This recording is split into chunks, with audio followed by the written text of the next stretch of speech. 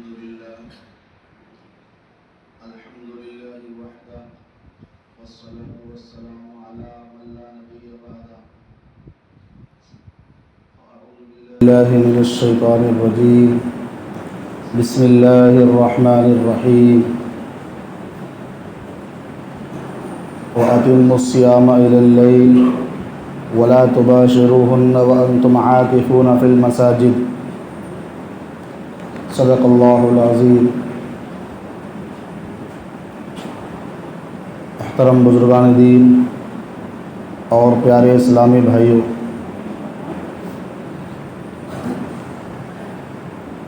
اللہ رب العالمین نے اس آیت کریمہ کے اندر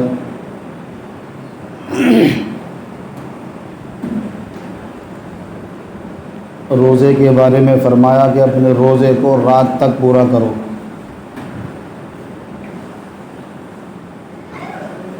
اور فرمایا وَلَا تُبَاشِرُوهُنَّ وَأَنْتُمْ عَاكِفُونَ فِي الْمَسَاجِدِ. اور ملاقات مت کرو اپنی بیویوں سے جب کہ تم مسجد میں ہو، اعتکاف کر کے بیٹھے ہو.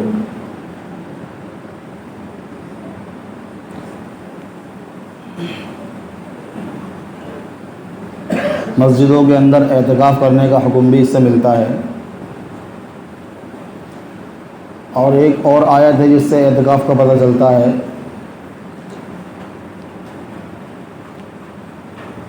والعاکفین. لیکن یہ جو احکام ہیں، یہ جو ثبوت ہیں، یہ سب مسلمانوں کے لیے ہیں. جبکہ کتاب تو کتاب ہدایت ہے، سب کے لیے ہدی للناس ہے، لیکن اللہ تبارک و تعالیٰ نے اس کو ہدی للمتقین بھی بتایا ہے.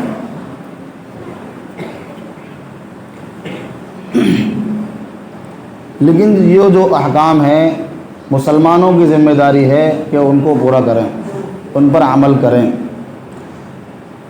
غیر مسلموں کی ذمہ داری نہیں ہے کہ اس پر عمل کریں، کہ اس کو پورا کریں.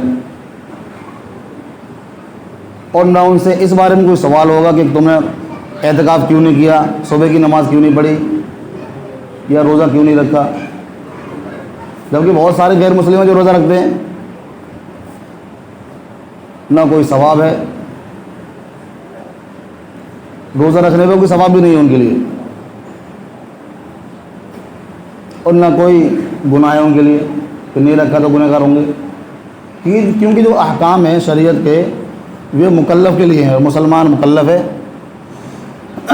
غیر مسلم تو سب سے پہلا مکلف اس بات کا ہے کہ وہ پہلے کلمہ پڑھے، ایمان میں داخل ہو جائے، اسلام لے آئے، اسلام قبول کرے. اگر وہ اسلام کی حقانیت کو پہچانتا ہے، مانتا ہے، خدا وحدہ لا شریک کو مانتا ہے، اس پر یقین کرتا ہے، نبی اکرم صلی اللہ علیہ وسلم آخری نبی ہے، اس کو تسلیم کرتا ہے، تب وہ مسلمان بن جائے گا. جب وہ مسلمان بن جائے گا، ایمان والا بن جائے گا، پھر اس پر احکام لاگو ہوں گے، اس سے پہلے نہیں ہوں گے. لیکن جو مسلمان ہے یا کوئی غیر مسلم مسلمان ہو گیا تو اب وہ مکلف ہو گیا، اور اس کی ذمہ داری بنتی ہے وہ اتم الصیام الی اللیل، کہ وہ اپنے روزے کو مکمل کرے رات تک. رات سے مراد کیا ہے؟ بس اوقات لوگوں کو گمان ہو گیا ہے کہ بھئی رات سے مراد یہ ہے کہ جب رات آ جائے تبھی روزہ پورا ہوگا، اس سے پہلے نہیں ہوگا.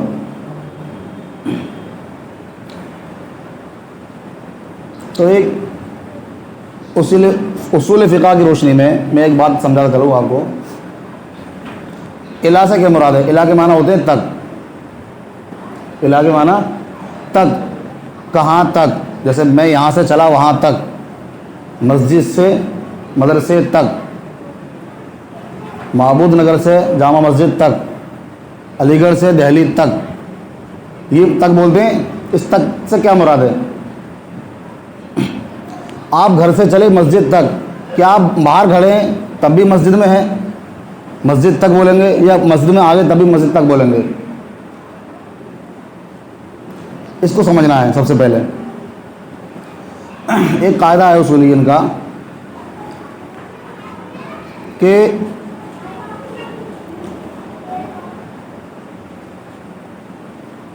جو نسبت کری جا رہی ہے اس کی طرف، وہ اگر اس کی جنس سے ہے، اگر اسی کی جنس سے ہے تو پھر وہ مکمل مراد ہوگی۔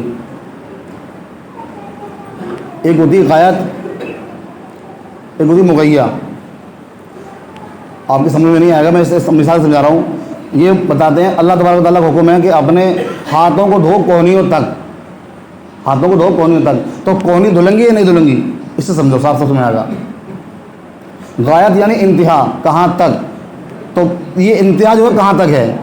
تو اصولی کا قاعدہ یہ کہ مغیّہ جو ہے جہاں تک یہ بات ہے، وہ غایت جو ہے وہ مغیّہ میں داخل ہے یا نہیں ہے؟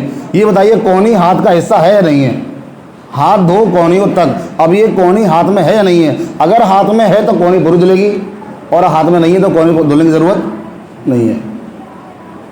جنس سے ہے اسی کی، وہی اگر غایت مغیّہ کی جنس سے ہے تو غایت بھی مغیّہ میں شامل ہوگی، اور اگر غایت مغیّہ کی جنس میں نہیں ہے تو پھر غایت مغیّہ میں داخل نہیں ہے۔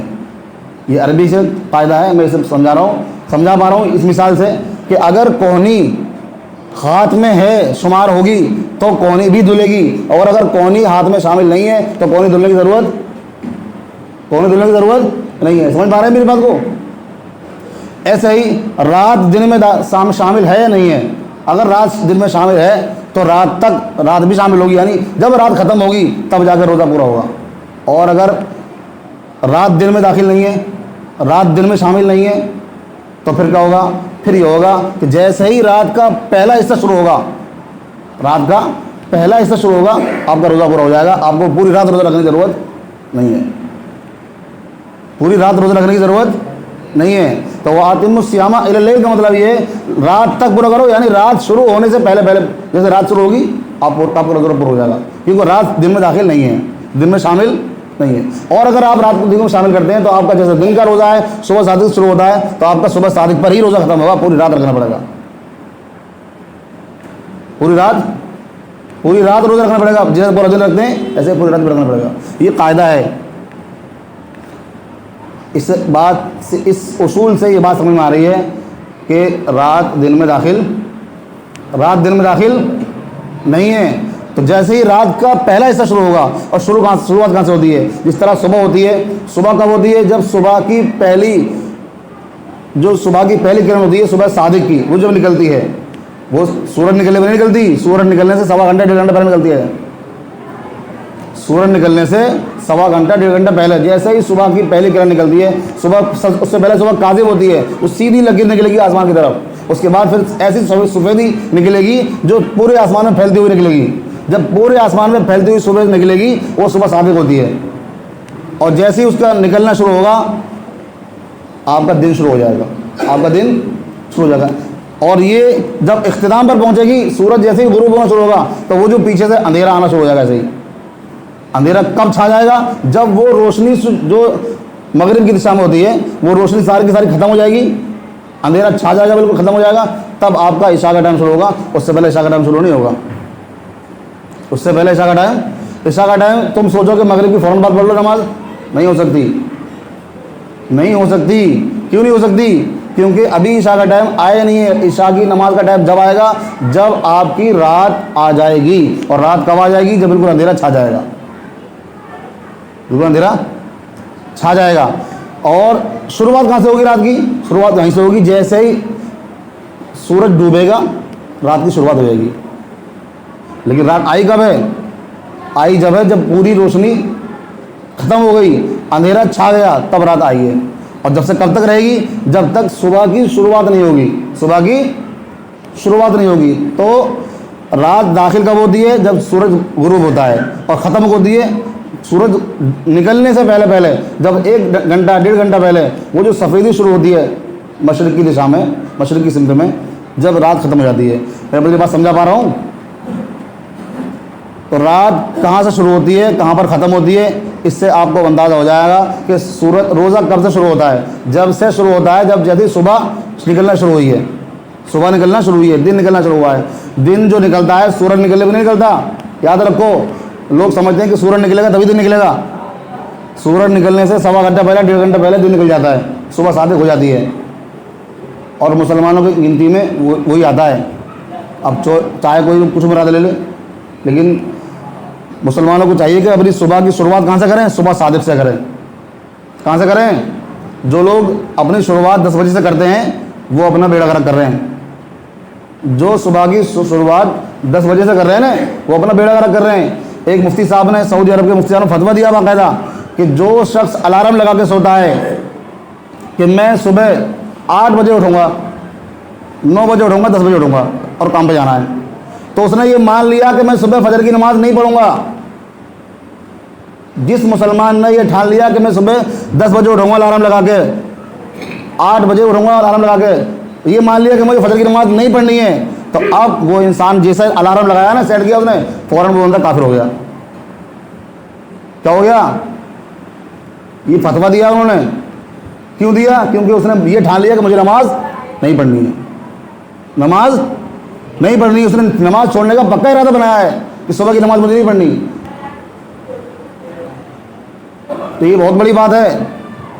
اس لیے میں جو بتا رہا ہوں کہ رات تک روزے کو برا کرنا ہے تو کب تک کرنا ہے؟ جیسے ہی رات کی شروعات ہوگی. اور رات کی شروعات کہاں پر ہوگی؟ سورج کے غروب ہونے کے فوراً بعد. سورج کے غروب ہوتے ہی شروع ہو جائے گی. لیکن رات ابھی آئی نہیں ہے، کیونکہ اب جو ٹائم شروع ہوا ہے نا، مغرب کا ٹائم شروع ہوا ہے، اور کب تک رہے گا؟ جب تک رات پوری آ نہ جائے. جیسے فجر کا وقت ہوتا ہے، صبح شروع ہوتی ہے، صبح کی جب شروعات ہوتی ہے تو صبح کی شروعات میں ہی جب فجر کا ٹائم رہتا ہے کب تک رہتا ہے؟ جب تک سورج نکلنا شروع نہ ہو جائے. جیسے ہی سورج کی پہلی کرن نکلے گی فجر کا ٹائم ختم.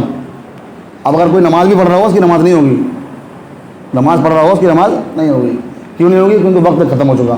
جو وقت ہے وہی وقت ہے فجر کا، جو 1.25 گھنٹے 1.5 گھنٹے کا وقت ہے. ایسے ہی مغرب کا بھی وقت ہے، اتنا ہی سمجھا. ایسے ہی سیم مغرب کا وقت ایسے ہی ہے. مغرب کی جیسے سورج ڈوبے گا، ڈوبنے کے فوراً بعد شروع ہوگا. سورج ڈوب رہا ہے، آدھا ڈوبا آدھا باقی ہے، تو ابھی مغرب کا ٹائم شروع نہیں ہوا.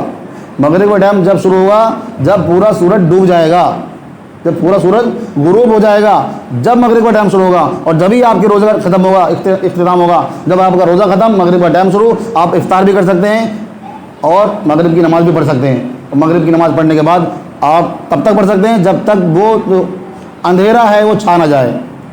جو اندھیرا شروع ہوا ہے وہ اندھیرا چھا نہ جائے. جب اندھیرا چھا جائے گا مغرب کا ٹائم ختم ہو جائے گا. لیکن کھانا پینا جاری رکھو. اب تب تک جاری رکھو جب تک کہ وہ صبح صادق نہ ہو جائے. وہ صبح صادق جہاں سے روزے کی شروعات ہوتی ہے، تو پوری رات کھا سکتے ہو. وَأَتِمُّوا الصِّيَامَ إِلَى اللَّيْلِ. میں اپنی بات سمجھا پا رہا ہوں. روزے کو کہاں تک پورا کرنا ہے؟ رات تک، یعنی رات آنے تک، رات کی شروعات ہونے تک. ایسا نہیں کہ مکمل رات تک روزہ رکھا جائے گا. مکمل رات تک روزہ نہیں رکھا جائے گا. اگر اس طرح رکھو گے تو آپ کا روزہ 24 گھنٹے کا ہوگا. کتنے کا ہوگا؟ لیکن آج کا روزہ ماشاءاللہ 13 گھنٹے 34 منٹ کا ہے. کتنے گھنٹے کا ہے؟ 13 گھنٹے 34 منٹ کا. لیکن آپ اگر مطلب الٹا سمجھو گے، مطلب غلط سمجھو گے تو 24 گھنٹے کا روزہ رکھو گے. تو مطلب سمجھنے کے لیے اصول جاننا پڑتے ہیں. کیا جاننا پڑتے ہیں؟ اصول. جو اصولین نے اصول بنائے، فقہ کے اصولین، ان سے پتہ چلتا ہے کہ اس مسئلے کی وضاحت کیا ہے. آج کل یوٹیوب پہ لے کے بہت سے لوگ ہوتے ہیں، مطلب سمجھ میں آیا نہیں آیا، جو بھی ہے بس حدیث میں ترجمہ پڑھا اور بتا دیا. حدیث میں ترجمہ پڑھا اور بتا دیا. سمجھتے ہیں کہ سب سے بڑے فقیہ یہی ہیں. نہ انہوں نے منطق پڑھی، نہ فلسفہ پڑھا، نہ کلام، نہ نحو پڑھا، نہ صرف.